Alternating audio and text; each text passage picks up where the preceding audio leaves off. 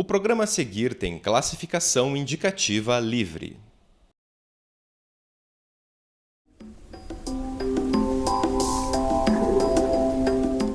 Um peixe de dezenas de quilos. O tamanho é quase de um homem. Para o pescador, quanto maior o bicho, maior o orgulho. Para algumas espécies, a lei determina um tamanho mínimo para a pesca, regra que torna os grandes peixes o alvo preferencial dos pescadores.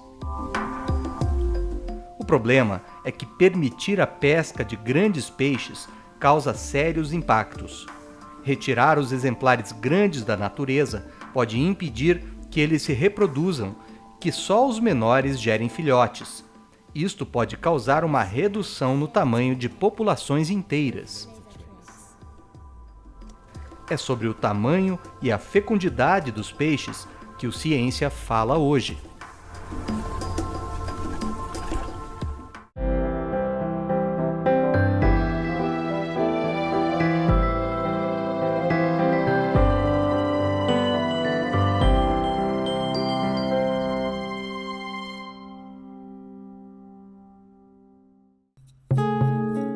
O mercado de Matinhos recebe todas as manhãs quilos e quilos de peixes.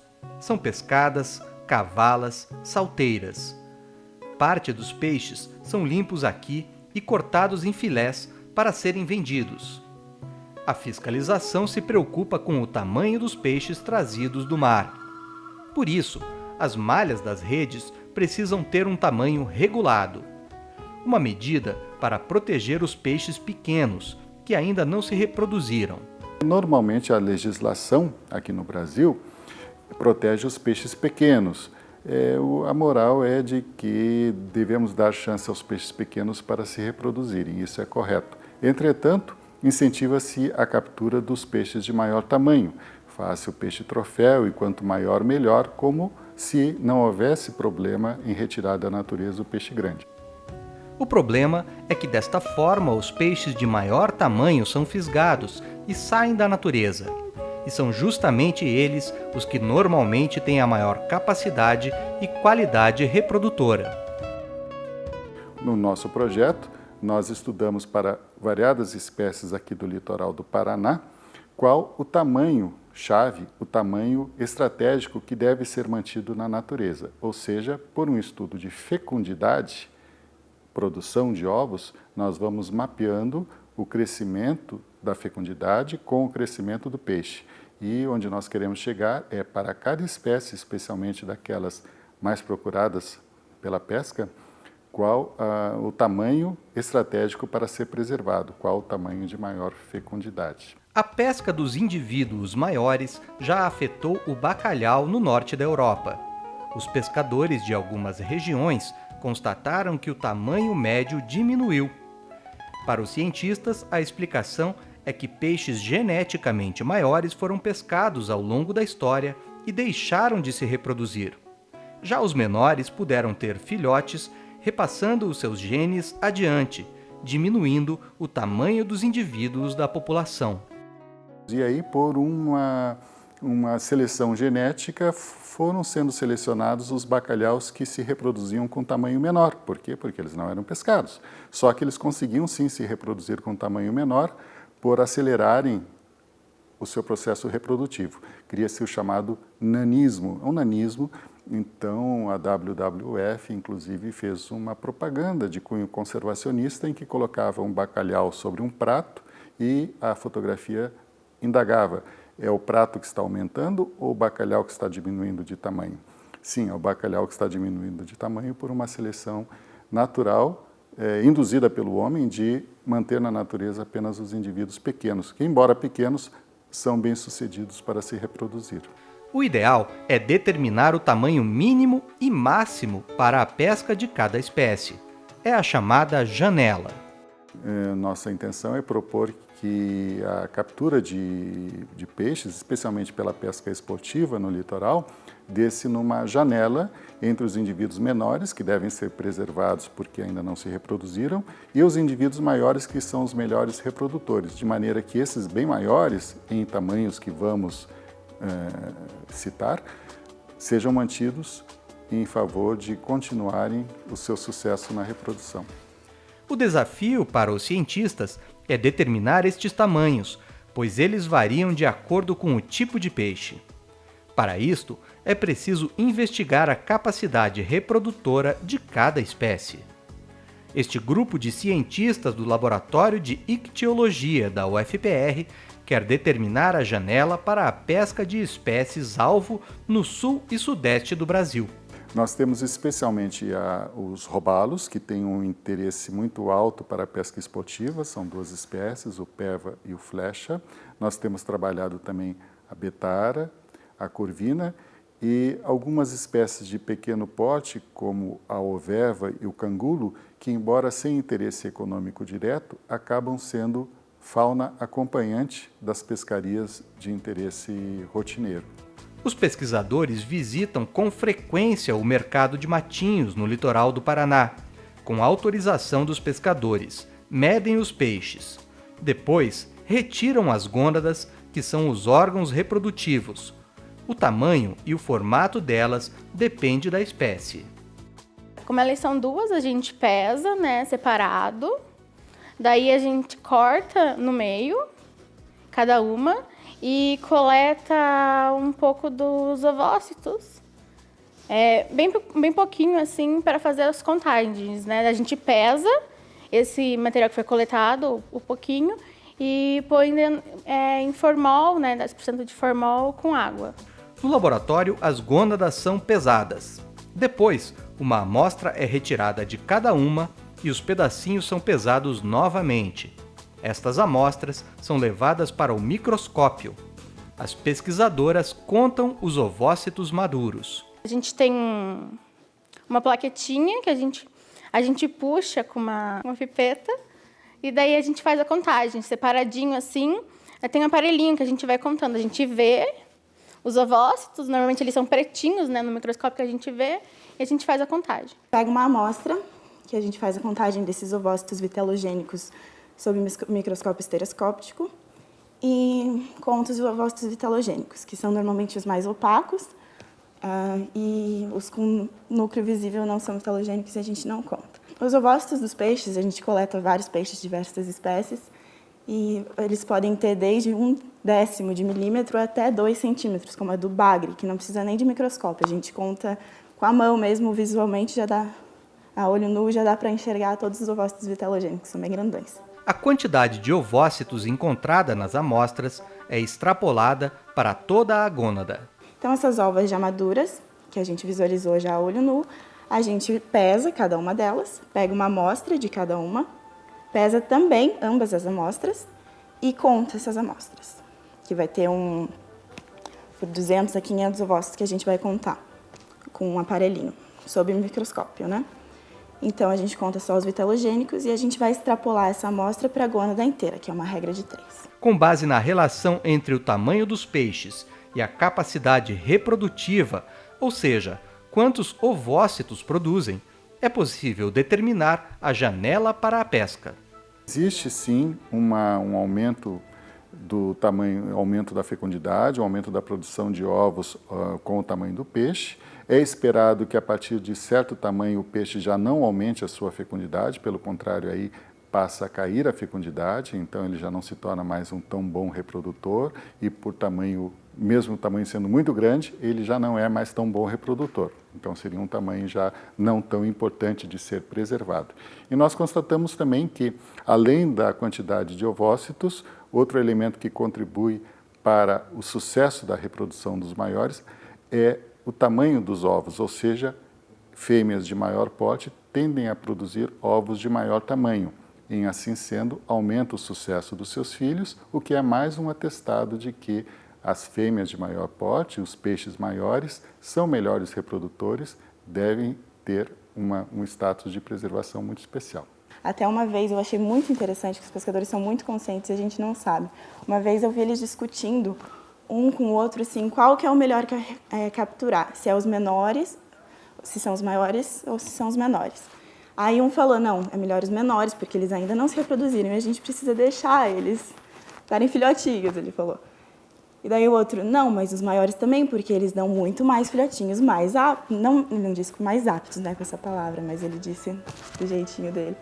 E eu achei muito interessante, porque eles estavam discutindo exatamente o objetivo do projeto, que é determinar um tamanho máximo, que é onde o peixe tem maior capacidade reprodutiva do que um jovem que já está se reproduzindo, mas ele vai reproduzir descendentes menos aptos. O objetivo é garantir uma continuidade das espécies. Uma pesquisa importante para o meio ambiente e para quem vive da pesca. A gente não quer impedir nada e proibir nada, a gente só quer esse intervalo de tamanho que poderia ser capturado para que o estoque não acabasse. Foi muito interessante ter esse contato com os pescadores. A gente conversa bastante, o conhecimento que eles têm é enorme. Então, eu sou muito interessada nessa área, eu pretendo continuar na área de pesca mesmo, gestão pesqueira, mas de uma forma também que a gente lide com sociologia, que a gente não lide só com a biologia e queira só defender os peixes, que a gente queira também ver o lado deles, que eles utilizam essas técnicas, essa pescaria para subsistência às vezes, ou até para ganhar dinheiro da forma que todo mundo faz dentro da cidade. Então eu acho que é a forma de viver deles e a gente não pode impedir que eles façam isso, sabe? A vida dos pescadores, as pescarias, né? E a conservação dos estoques desses peixes, que eles também querem isso, né? Eles não querem ficar sem pescarias para os filhos.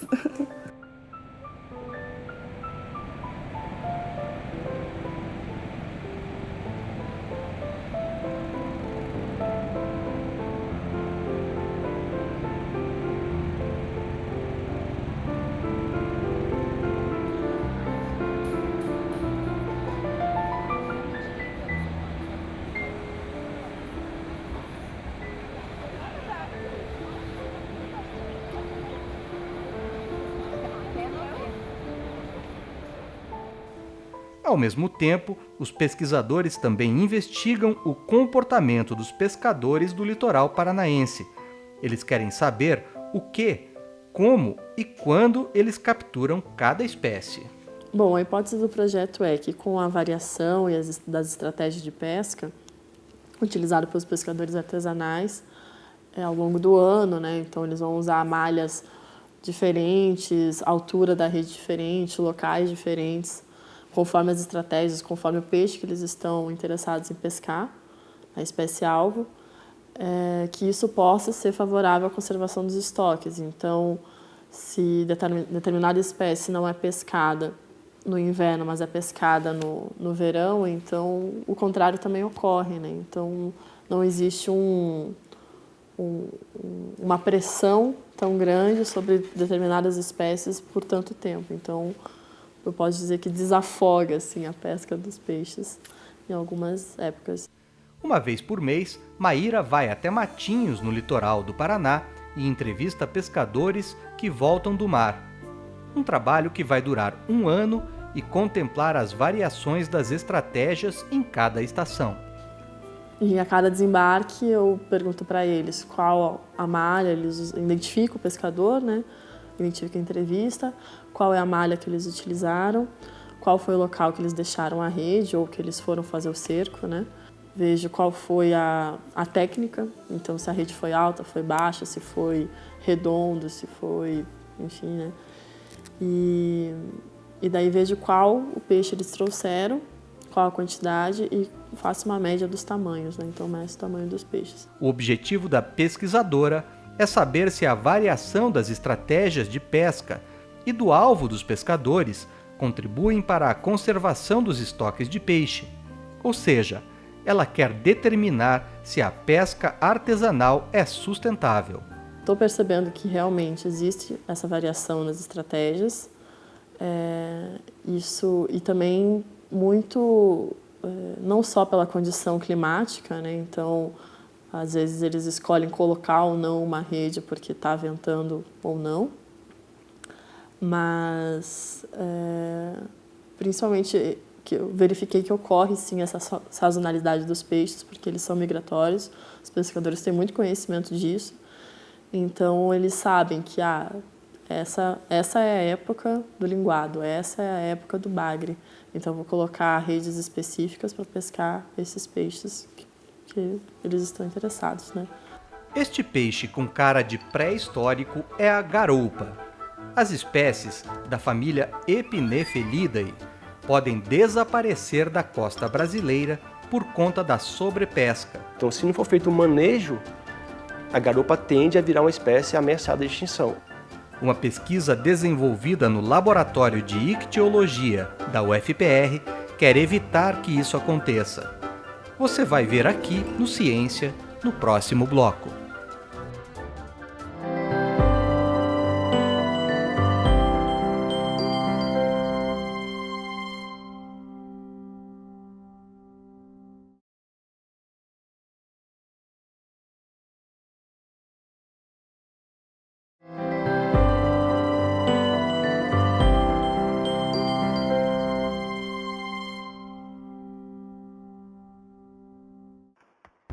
A imagem escolhida para decorar a nota de 100 é a de uma garoupa, um peixe igualmente valioso que pode desaparecer dos mares brasileiros. A garoupa é uma espécie que ela está associada, no caso da garoupa aqui do sul, ela ocorre do norte do Espírito Santo até o litoral sul de Santa Catarina, Rio Grande do Sul, né? E também no Mediterrâneo. É uma espécie muito saborosa, muito comercializada pelo sabor que tem associado à sua carne, né? Então são espécies que estão sempre associadas aos ambientes de costão rochoso, ambientes recifais, passéis, pontes. Então, uma espécie que sempre procura um substrato onde tem abrigo, né? Grandes tocas, grandes pedras para poder se proteger e se completar o ciclo de vida. A garoupa é este peixe de características marcantes e carne saborosa. Ele vive solitário em fundos rochosos, mas costuma se reunir para a reprodução. É quando se torna um alvo fácil para os pescadores. Esse é o outro fator do ciclo biológico das garoupas, dos badejos e dos mélios que os tornam vulneráveis. Porque vivem dispersos, durante épocas do ano se agregam, se reúnem em grandes cardumes para desovar. E muitos pescadores conhecem os locais e épocas que essas garoupas, que esses peixes fazem essas agregações reprodutivas e acabam dizimando as populações no momento crucial de sua vida, que é quando estão desovando. O Matheus é pesquisador de pós-doutorado no Laboratório de Ictiologia da Universidade Federal do Paraná. O objetivo dele é avaliar a sobrepesca da garoupa, ou seja, determinar a relação entre o que é pescado e a capacidade de reprodução e desenvolvimento do peixe. Um trabalho importante para que a garoupa continue a existir. Primeiro é fazer essa avaliação precisa, né, e mais refinada, porque nunca foi feito e testado no Brasil esse método, para uma espécie de interesse comercial. Então é ter essa estimativa aí de se a espécie, já que é uma espécie vulnerável, considerada como ameaçada, né, uma categoria de ameaça pela IUCN, qual o real status dela na região sul do Brasil. E aí, com base nisso, sentar junto com todos os setores envolvidos, com donos de peixaria, com órgãos fiscalizadores, associações de pesca subaquática, pescadores artesanais e discutir quais seriam as melhores estratégias para recuperar esses estoques de garoupas aqui no sul do Brasil. Os cientistas já sabem qual é a janela para a pesca da espécie e a relação entre tamanho dos indivíduos e a fecundidade. Peixes maiores são mais fecundos e mais produtores de ovos. Então a ideia é que se preserve, tenha como meta 0% de captura de peixes juvenis, no mínimo 80% de peixes nessa janela que foi estabelecida e até 20% de peixes acima desse L ótimo que é estabelecido. Se esses valores de 0%, 80% e 20% não forem detectados, já é um indício de sobrepesca. Então, se você verificar que 40% da população que foi medida, que foi mensurada, está abaixo do tamanho de primeira maturação, já é um indício de sobrepesca de recrutamento. Então, a pesca está incidindo sobre os recrutas, sobre os juvenis, né, espécies, indivíduos que não atingiram pelo menos a primeira maturação sexual, e assim sucessivamente. Matheus mede o tamanho das garoupas vendidas em peixarias e capturadas por pescadores subaquáticos em campeonatos e pescarias esportivas. A pesca subaquática é uma modalidade de pesca amadora, né? Onde o pescador amador ele vai fazer a captura do seu pescado através de uma um mergulho, né, através de uma prática de submergir. Ele se utiliza de alguns equipamentos obrigatórios, né, sendo eles uma roupa de borracha, uma roupa de neoprene, que se chama assim, né, com o material que se chama, que permite com que ele isole a temperatura da água, que ele fique mais confortável, e permite também a segurança, para que ele, normalmente o pescador ele se arrasta no fundo, então isso aí evita o contato com materiais urticantes, evita contato com espinhos, ou evita contato com pedras, então ele faz a proteção. Olha, a Associação Paranaense de Pesca Submarina, ela foi criada justamente para que se promova uma pesca inteligente, uma pesca consciente, uma pesca sustentável. E se a pesca submarina ou a pesca em geral não for feita de uma maneira responsável e consciente, certamente no futuro próximo nós não vamos ter mais o que pescar, né? Uma das melhores maneiras de a gente conseguir atrair os pescadores, a classe de pescadores subaquáticos para a associação, foi justamente a promoção e a realização de um evento anual que nós chamamos de Campeonato Paranaense. E nesse mesmo evento, ele pediu, isso se eu não me engano foi no ano de 2012, no campeonato de 2012, foi nosso primeiro contato, ele pediu que a gente colhesse dados, que os pescadores submarinos, né, subaquáticos, colhessem os dados de uma espécie que está cada vez mais escassa, né, que é a garopa. Os dados que ele nos pediu foi o tamanho do exemplar, né, mede-se o tamanho do exemplar, o peso desse exemplar e o conteúdo visceral. Se ele não puder ser colhido na hora, que se congele esse conteúdo visceral, que no futuro próximo ele iria colher essas vísceras, né, e estudar o que essa garopa, esse peixe está comendo, que tipo de alimentação está se utilizando, se no local onde ela foi capturada existe o alimento que é comum dessa espécie. Assim, o cientista vai determinar a quantidade de garoupas capturadas abaixo do tamanho L50, que é quando 50% da população está apta a reproduzir, quanto estava em lótimo, que é o tamanho ideal para a captura, e quanto estava acima desta janela, que são as chamadas grandes matrizes. Então, hoje existe uma estratégia adotada pelos robalos no litoral do Paraná, que para pesca amadora, esportiva, né, que estabelece que para o robalo peva entre 40 e 50 centímetros é permitida a captura. Nem abaixo disso, de 40 centímetros, e nem acima de 50 centímetros é permitida. Então, esse é o estabelecido a janela de captura, que é uma estratégia que para diversos países já foi adotada e que no Brasil está iniciando ainda. Primeiro porque, para a grande maioria das espécies, nós não temos nem o L50, nem o tamanho de primeira maturação. Quem dirá o L ótimo estabelecer a janela. Então, para uma pesca que é esportiva, onde o pescador consegue manejar, soltar esse recurso ainda vivo, ela é viável.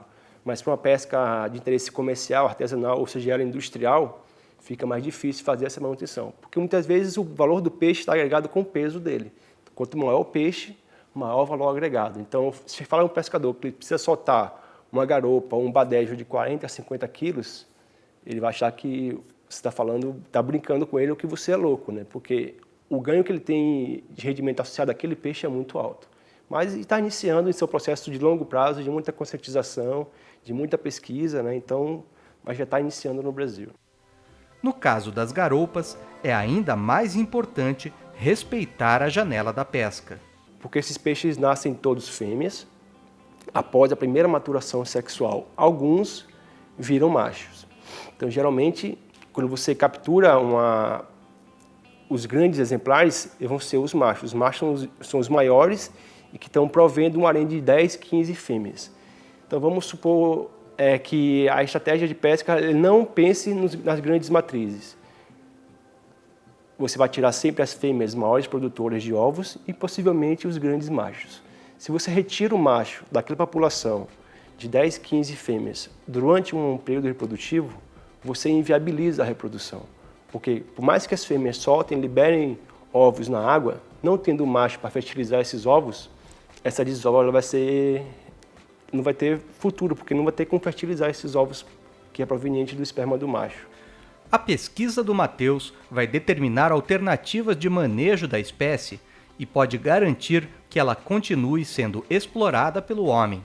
Caso contrário, é possível que a garopa tenha o mesmo destino do mero. Atualmente, a espécie não pode ser pescada, pois corre o risco de desaparecer dos mares brasileiros. Ele foi fechado a pescaria em 2012, porque foi verificado um declínio acentuado das populações de mero na costa brasileira. Então foi feita uma moratória de pesca. Então, desde 2012 até setembro de 2015, é proibida a comercialização, captura e venda de meros na costa brasileira. A garopa, por ser da família muito parecida, prima do mero, ela caminha para isso. Então, se não for feito um manejo, a garopa tende a virar uma espécie ameaçada de extinção. Pesquisar a fertilidade dos peixes brasileiros garante que os mares continuem habitados e coloridos.